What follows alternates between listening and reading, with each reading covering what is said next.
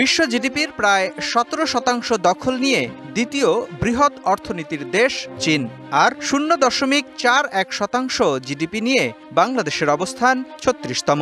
দুই দেশের বাণিজ্যিক সম্পর্কে নজর দিলে দেখা যায় চীনে বাংলাদেশের আমদানির তুলনায় রপ্তানি খুবই নগণ্য। এই পরিস্থিতিতে চীন মার্কিন বাণিজ্য যুদ্ধের ডামাডোল থেকে ফায়দা নেয়ার সুযোগ রয়েছে বাংলাদেশের। তবে শুধু মুখের কথায় এ সম্ভাবনা বাস্তবে রূপ পাবে না মনে করেন ব্যবসায়ীরা। বাংলাদেশের জন্য এখন একটা ভালো সুযোগ তৈরি হয়েছে, যেটাকে যদি বাংলাদেশ যথাযথভাবে এক্সপ্লোর করতে পারে তাহলে চীনের সাথে বাংলাদেশের সম্পর্কটা অন্যান্য যে কোনো সময়ের চেয়ে বৃহত্তর পর্যায়ে বাস্তবায়ন সম্ভব। দুর্ভাগ্যজনক হলো যে পলিসিতে সুন্দর সুন্দর আইনও করা হয়েছে, কিন্তু বাস্তবায়নের পর্যায়ে কিন্তু আমরা দেখেছি যে অগ্রগতিগুলো একবারেই ছিল না। ব্যবসায়ীরা বলছেন বিনিয়োগকারীদের জন্য এখনো নিরবচ্ছিন্ন জ্বালানি নিশ্চিত করতে পারেনি বাংলাদেশ। সেই সঙ্গে আছে কর ও নীতি বৈষম্য, আছে ডলারের বিপরীতে টাকার ধারাবাহিক দরপতনের অস্থিরতা, আর এসব জিয়ে রেখে নতুন চীনা বিনিয়োগ আকর্ষণ কঠিন। ভিয়েতনাম বা সিঙ্গাপুর যেভাবে তারা ফরেন ইনভেস্টমেন্ট অ্যাট্রাক্ট করেছে, যেটা ফিসকাল ইনসেন্টিভ দিয়ে, আমরা ইন্টেলকে দেখেছি, স্যামসাংকে দেখেছি, একটা দেশের চেহারা চেঞ্জ করে দেয়। সেই ধরনের কোম্পানিকে আমার প্রয়োজন হলে ফিসকাল ইনসেন্টিভ, যেটা ডিসক্রিমিনেটিভ হলেও তাদেরকে দিয়ে ইনভেস্টমেন্টের একটা এনভায়রনমেন্ট ক্রিয়েট করে দিতে হবে। অনলি দেন তারা আসবে, কারণ কোনো ফরেন কোম্পানি তার নিজের বেনিফিট ছাড়া সে আপনার এখানে ইনভেস্টমেন্টের জন্য আসবে না। বিশ্লেষকরা বলছেন চীনের বাজারে রপ্তানি বাড়াতে চাইলে এদেশে বেইজিংয়ের বিনিয়োগ বাড়ানোর বিকল্প নেই। চীনের বিনিয়োগ যদি বাংলাদেশে আসে, এখানে দ্বিপাক্ষিক বাণিজ্য ঘাটতি কমানোর সুযোগটাও তখন কিন্তু তৈরি হয়। আমাদেরকে ভ্যালু চেইনের ভিতরে ঢুকতে হবে। আমরা যদি চীনের কোনো উৎপাদনের একটা অংশকে যদি আমরা আমাদের দেশে তৈরি করতে পারি, তাহলেই শুধুমাত্র এটা করা সম্ভব। এর বাইরে গিয়ে কিন্তু করা কঠিন হবে। এ অবস্থায় বাণিজ্যিক সম্ভাবনা কাজে লাগাতে অন্যের দিকে না তাকিয়ে থেকে দেশের বিনিয়োগ বাধাগুলোকে দ্রুত দূর করার পরামর্শ দিচ্ছেন বিশ্লেষকরা। মুস্তফা মাহবুব, ডিবিসি নিউজ, ঢাকা। কর্ণফুলী নদীর মোহনায় 1886 সালে প্রতিষ্ঠিত হয় চট্টগ্রাম বন্দর। প্রতিষ্ঠার 138 বছরে দেশের অর্থনীতির প্রধান নিয়ন্ত্রক হয়ে উঠেছে বন্দরটি। হ্যান্ডলিং হচ্ছে দেশের আমদানি রপ্তানির 92% বেশি পণ্য এবং 98% কন্টেইনারজাত পণ্য।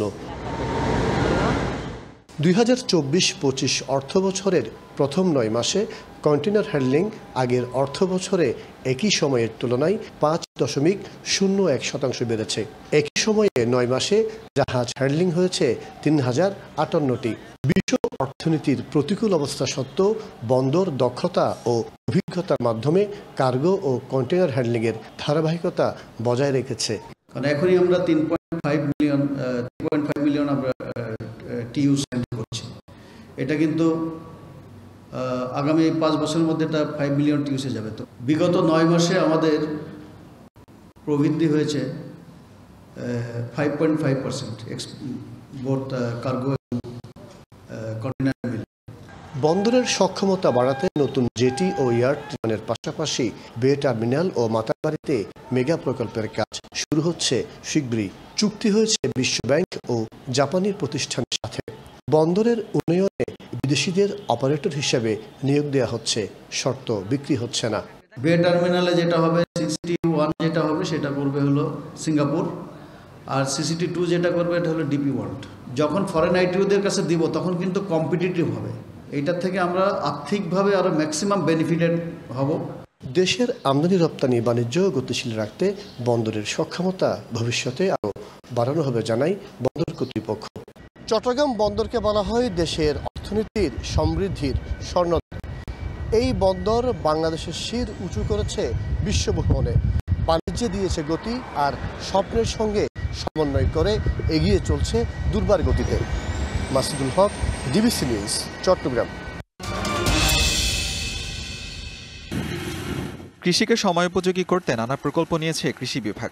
2023-24 অর্থ বছর পর্যন্ত নেত্রকোনার হাওড়াঞ্চলে 70% ও সমতলের 50% ভর্তুকি মূল্যে 918টি কম্বাইন হারভেস্টার, 36টি রাইস ট্রান্সপ্লান্টার, 175টি রিপার, 22টি রিপার ভাইন্ডার সহ 27 সিডার ও পাওয়ার থ্রেশার বিতরণ হয়েছে।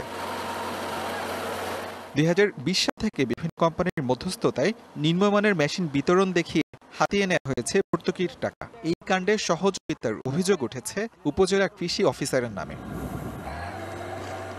এ নিয়ে সম্প্রতি জেলা কৃষি সম্প্রসারণ অধিদপ্তরে অভিযান চালায় দুদক।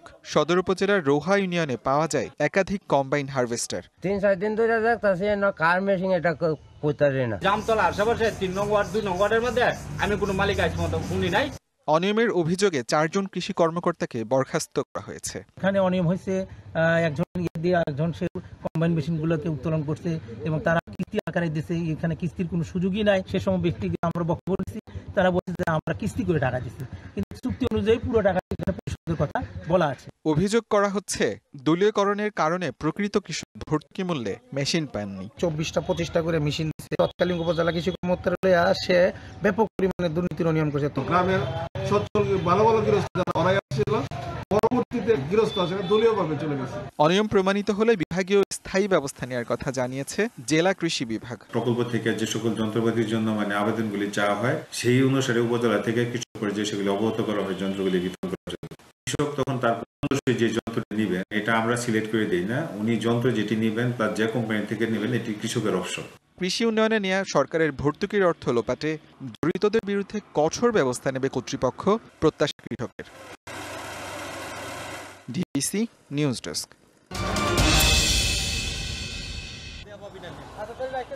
গোপালগঞ্জের কোটালীপাড়ার কলাবাড়ি গ্রামের স্মৃতি অধিকারী গত মৌসুমে লাভের মুখ দেখায় চলতি মৌসুমেও 6 বিঘা জমিতে বাঙ্গির চাষ করেন তিনি। তবে কাঙ্ক্ষিত দাম না পাওয়ায় হতাশ স্মৃতি। এমন পরিস্থিতিতে শুধু স্মৃতি অধিকারী নন, রয়েছেন কয়েকশো কৃষক। মৌসুমের শুরুতেই ঋণ নিয়ে বাঙ্গি চাষ করেন এই এলাকার কৃষকরা। তবে গত বছরে 100 ফল 10,000 টাকায় বিক্রি করলেও এবছর তা কমে দাঁড়িয়েছে মাত্র 2,500 থেকে 3,000-এ। দিশেহারা কৃষকরা বলছেন খেতেও নষ্ট হচ্ছে ফসল। গাবলা 500 টাকা, এবছরে 200 টাকা দাম বলে। 200 টাকা তো সার জল কীটনাশকের তো আমরা দিতে পারছি না দাম। কোথায় যে দাঁড়াবে ঋণে, তো ঋণ ছাড়া কোনো ই নাই, পথ নাই। কিষাণ গান দেবো কি, আর আমার সংসার কিভাবে চলবে? জমিতে যা খরচ করছে আর 4 বিঘার 1 লাখ টাকা উঠবে না। ফলন তো খারাপ হয়েছিল না, এত কৃষক বাঁচা কষ্ট হবে। এবছর বীজ, সার ও জ্বালানি তেল আর শ্রমিক মূল্য বেশি হওয়ায় বিঘাপ্রতি খরচ হয়েছে প্রায় 15,000 টাকা। পক্ষান্তরে বিক্রি হচ্ছে 6 থেকে 7,000 টাকা। যদিও কৃষি বিভাগ দাবি করছে আগাম চাষে অনেক কৃষক লাভবান হলেও বর্তমানে লোকসান নয়, লাভের পরিমাণ কম হচ্ছে। কারণ প্রথমে লাভবান হয়েছে, বেশি দাম পাইছে, এখন দাম কম বিধায় তারা এখন ওই লাভটা হচ্ছে না, তাতে তাদের লাভের পরিমাণটা কমে যাচ্ছে। হারভেস্ট করার যে শ্রমের মূল্যটা সেটাও পাচ্ছে না, এই কথাটা পুরোপুরি সঠিক নয়। লোকসান কমাতে দ্রুত পদক্ষেপ নেবে কৃষি বিভাগ, এমনটি প্রত্যাশা কৃষকদের। DBC news desk. অতি জোয়ারের পানি লোকালয়ে প্রবেশ ঠেকাতে ও শুষ্ক মৌসুমে সেচ নিষ্কাশনে খালের পানি ধরে রাখতে সম্প্রতি তজুমুদ্দিন ও লালমোহনে উপকূলীয় বাঁধ পুনর্বাসন নিষ্কাশন ব্যবস্থা উন্নয়ন ও তীর সংরক্ষণ প্রকল্পের আওতায় 7টি স্লুইস গেট নির্মাণ কাজ শুরু হয়। এর মধ্যে লালমোহন উপজেলার লর্ড হার্ডিস ইউনিয়নের বেতুয়া এলাকায় নির্মাণাধীন স্লুইস গেটের কাজে দেখা দিয়েছে চরম অনিয়ম। গেটের সীমানায় চারপাশের মাটি ধরে রাখার জন্য ব্যবহার হচ্ছে মরিচা ধরা পুরনো শিফট পাইল। নতুন আছে পুরনো আছে, আমরা কি কইতাম, চল উঠে জানছো কবে কেন কইতেই না। এটা পুরনো, এটা জঙ্গে ধরছে, তাতে মোটা করে রং দিছে, রং দিয়ে এটা এখানে লাগাইব। প্রায় 65 কোটি টাকা বরাদ্দ থাকার পরও ঠিকাদারি প্রতিষ্ঠান ন্যাশনাল ডেভেলপমেন্ট ইঞ্জিনিয়ার্স লিমিটেড এর এ ধরনের অনিয়ম নিয়ে জনমনে দেখা দিয়েছে নানান প্রশ্ন। এগুলো করা মানে হলো টাকার অপচয়, টাকা লুটপাট করা। এর দ্বারা জনগণ কোনো উপকৃত হবে না। কাজের যে মান, সেই মানটি খুবই নিম্নমানের, দ্রুততার সহিত পদক্ষেপ নেওয়া দরকার। যদিও সম্পূর্ণ নিয়ম মেনে নতুন মালামাল দিয়ে স্লুইস গেট নির্মাণের কাজ চলছে বলে দাবি ঠিকাদারি প্রতিষ্ঠানটির। শীট পাইল কোনোদিন পুরাতন ইউজ করা যায়, আমাদের সম্পূর্ণ পাইল নতুন পাইল, এটা বোর্ডের টেস্টে আছে, টেস্টে পাস করেছে। অন্যদিকে পানি উন্নয়ন বোর্ড ডিভিশন 2 এর নির্বাহী প্রকৌশলীর অজুহাত শিফট পাইল মরিচা ধরলেও ঘষা মাজা করে ব্যবহার করা যাবে। আমরা যেটা করি এটা স্যাম্পল কালেকশন করে এটা বুয়েটে টেস্ট করা আছে। আমাদের যে ডিজাইন মোতাবেক যেভাবে থিকনেস থাকার কথা বা অন্যান্য ম্যাটেরিয়াল যে কোয়ালিটি থাকার কথা সেটা আছে।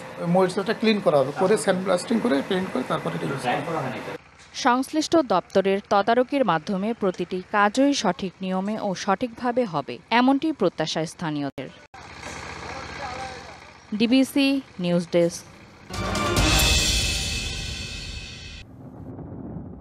মাঝপদ্মায় বালুর স্তূপ বিক্রি নিয়ে প্রকাশ্যে দ্বন্দ্বে জড়িয়েছে শরীয়তপুরের নড়িয়ার বিএনপির দুই পক্ষ।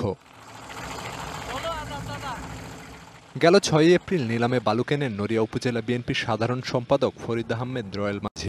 এরপর অভিযোগ ওঠে নদীর তলদেশ থেকে প্রায় 50টি ড্রেজার দিয়ে বালু উত্তোলন করছে একাধিক চক্র, অথচ নিলামের শর্ত অনুযায়ী নদীর তলদেশ থেকে বালু তোলার অনুমতি নেই।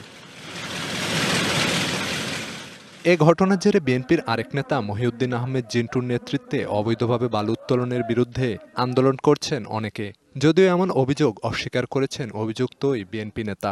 আজকে যাতে বালু কাটা যাতে বন্ধ না করে দেই, আমরা আন্দোলন না করি, এই আন্দোলন না করার সাথেই কুচক্রী মহল এটাকে বাধার সৃষ্টি করছে এবং প্রশাসনকে হাতে নিয়ে শর্ত মানা হচ্ছে। যদি ড্রেজার যারা চালায় তারা যদি শর্তের ব্যত্যয় করে আমরা এটা দেখবো, সাথে সাথে আমাদের কাছে যদি কমপ্লেন আসে আমরা কি ওটা ড্রেজার যারা চালাচ্ছে তাদেরকে আমরা ওটা বলে ওটা ইয়ে করে দেবো।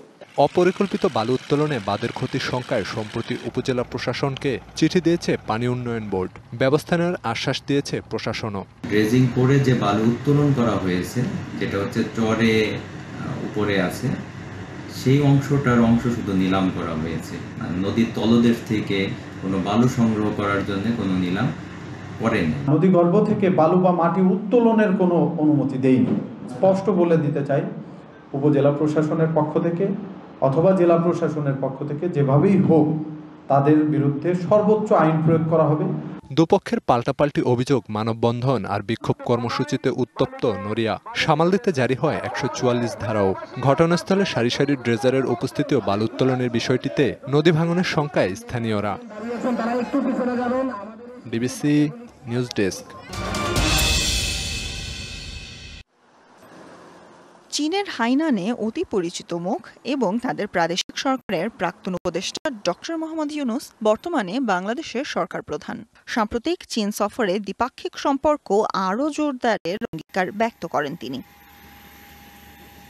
দুই দেশের কূটনৈতিক সম্পর্কের 50 বছরে অর্থনৈতিক, বাণিজ্যিক, সাংস্কৃতিক এবং সামরিক প্রতিটি ক্ষেত্রেই সহযোগিতা সম্প্রসারিত হয়েছে। অবকাঠামো উন্নয়ন, বিদ্যুৎ উৎপাদন, প্রতিরক্ষা, টেলিযোগাযোগ এবং শিল্প সহ বিভিন্ন খাতে চীনা কোম্পানিগুলো বড় ধরনের প্রকল্প বাস্তবায়ন করেছে। পদ্মা সেতু রেল সংযোগ, কর্ণফুলী টানেল, পায়রা তাপবিদ্যুৎ কেন্দ্র এবং বিভিন্ন অর্থনৈতিক অঞ্চলে চীনের বিনিয়োগ বাংলাদেশের অর্থনৈতিক উন্নয়নে গুরুত্বপূর্ণ ভূমিকা রাখছে। দক্ষিণ এশিয়ার ভূরাজনীতিতে চীনের বল প্রয়োগ না করার প্রবণতাকে স্বাগত জানিয়ে সাবেক রাষ্ট্রদূতরা বলেন, ভূরাজনীতির কারণে বাংলাদেশের সাথে আরও ঘনিষ্ঠতা চায় চীন। চীন যেহেতু হস্তক্ষেপ করে না অভ্যন্তরীণ বিষয়, সেই জন্য খালি বাংলাদেশ না, পৃথিবীর বিভিন্ন দেশ, আমাদের মতন উন্নয়নশীল দেশ যারা আছে বা অনুন্নত দেশ আছে, তারা সবাই চীনের সাথে সহযোগিতায় এগিয়ে যেতে বেশি পছন্দ করে। তারা কখনো আমাদের হস্তক্ষেপ করে না, এটা একটা বিরাট ব্যাপার। দ্বিতীয়ত, তারা এত মাল্টি শক্তি, তারা কখনো আমাদের সেই শক্তি প্রদর্শন করে না ছোট ছোট দেশের উপরে। এটা ভালো ডিপ্লোমেসি।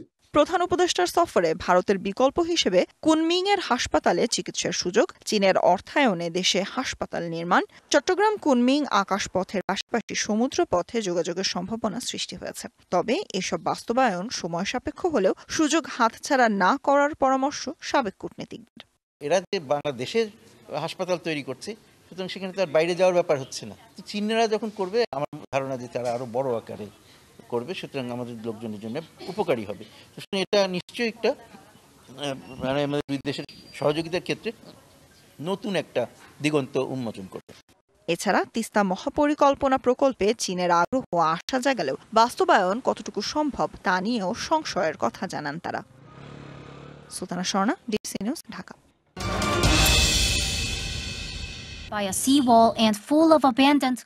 জাপানে 1887 সালে প্রথম আবিষ্কৃত হয় সমুদ্রতলের নিচে লুকানো বেশ কটি কয়লা খনি। এর 3 বছর পর মিৎসুবিশি কর্পোরেশন দ্বীপটি কিনে নেয়। শুরু হয় এক নতুন অধ্যায়, শিল্পায়নের স্বর্ণযুগ। পরবর্তী কয়েক দশকে দ্বীপটি পরিণত হয় দেশটির অন্যতম গুরুত্বপূর্ণ শিল্পকেন্দ্রে।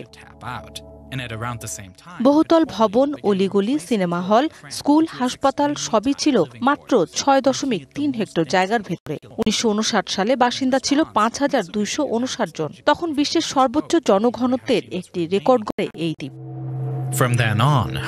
এই ঐশ্বর্যের আড়ালে লুকিয়েছিল অন্ধকার এক ইতিহাস। দ্বিতীয় বিশ্বযুদ্ধের সময় জোর করে আনা হয়েছিল কোরিয়ান ও চীনা শ্রমিকদের। দীর্ঘ সময় ও কঠিন পরিবেশে কাজ করার সময় খনির গভীরে শিশুসহ প্রাণ হারান অনেকে। যারা বেঁচে আছেন সেসব দিনের কথা ভেবে আজও শিউরে ওঠেন। এই বিষয়ে আমি কথা বলতে চাই না, মনে পড়লেও খুব খারাপ লাগে। সবচেয়ে বড় সমস্যা ছিল খাওয়া। তারা আমাদের ঠিকমতো খাবার দিত না। দ্বীপটি থেকে লোকালয় দেখা যেত। অনেকে সাথে সাগর পাড়ি দেওয়ার চেষ্টা করত, কিন্তু তারা ব্যর্থ চেষ্টা করে মৃত্যুকে আলিঙ্গন করত। 1960 সালের পর বিশ্বে কয়লার পরিবর্তে তেলের ব্যবহার শুরু হলে হাশিমা দ্বীপেও এর প্রভাব পড়ে। ধীরে ধীরে কয়লা উত্তোলনকারী কোম্পানিগুলো বন্ধ হয়ে যায়। 1984 সালে নাগাসাকি কর্তৃপক্ষ আনুষ্ঠানিকভাবে খনিগুলো বন্ধ করে দেয়। দ্বীপ থেকে সরিয়ে নেওয়া হয় লোকজন। দীর্ঘদিন অব্যবহৃত থাকায় কংক্রিটের ভবনগুলো ধীরে ধীরে ভেঙে পড়ে, পরিণত হয় জনমানবশূন্য নগরীতে। 2015 সালে বিশ্ব ঐতিহ্য হিসেবে হাশিমা দ্বীপকে স্বীকৃতি দেয় ইউনেস্কো। তবে দ্বীপটির কয়লা খনিগুলোতে শ্রমিকদের জোর করে কাজ করানো হয়েছে এমন কথা মানতে নারাজ জাপান। ইউনেস্কো জানিয়েছে হাশিমা দ্বীপে শ্রমিকদের জোর করে কাজ করার বিষয়টি উপেক্ষা করা হয়েছে। তবে যারা সেখান থেকে ফিরে এসেছে তারা কখনোই একে নরকের দ্বীপ মনে করে না। এক সময়কার অন্যতম আধুনিক শহর আজ নিঃসঙ্গ ভুতুড়ে দ্বীপ, দাঁড়িয়ে আছে সমুদ্রের বুক চিরে, ইতিহাসের সাক্ষী হয়ে। 2009 সালে 35 বছর পর দ্বীপের কিছু অংশ পর্যটকদের জন্য সীমিতভাবে উন্মুক্ত করে দেয়া হয়। Mousumi Shanta, DBC news desk.